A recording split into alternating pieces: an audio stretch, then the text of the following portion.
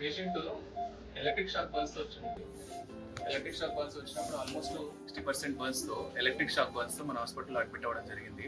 దాంతోపాటు ఈ కాల్లో ఉండే పెద్ద బోన్ ఫీమర్ అంటారు, అవి ఫీమర్ ఫ్రాక్చర్ లో ఉంటుంది. సో వెరీ హై రిస్క్ లో ఉండే.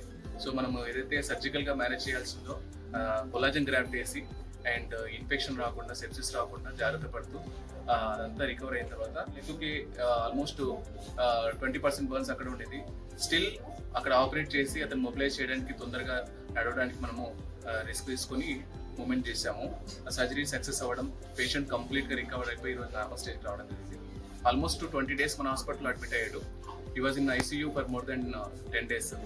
ఈ 10 days లో కూడా whatever the best quality of treatment మన surgical team, critical care team, ortho team, same time మిగతా మెడికల్ టీమ్ అంతా మనము సపోర్ట్ ఇవ్వడం, same time patient willpower, young age and recover అవ్వాలనే గొప్ప దీంతో పేషెంట్ ఈరోజు నార్మల్ స్టేజ్కి వచ్చాడు. అసలు ఎక్కడ కూడా స్కార్ కనిపించకుండా ఈ వాజ్ కంప్లీట్ నార్మల్ ఉన్నాడు. మోర్ దెన్ 60% అంటే వెరీ వెరీ హై రిస్క్ చెప్తాం. అందులో ఎలక్ట్రిక్ షాక్ బర్న్స్ అంటే ఇంకా వెరీ హై రిస్క్. ముఖ్యంగా దాంట్లో ఇతను ఫాల్ అంటే మన పోల్ పై నుంచి పడ్డప్పుడు ఫ్రాక్చర్ కూడా అయిందనమాట. సో దానివల్ల ఇంకా మనము ఎక్కువ హై రిస్క్ ఉంటుంది.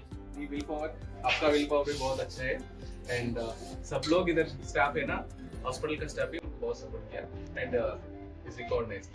आप कुछ बोलना चाहिए? हाँ बोलना माँ, बोले तो बोलो.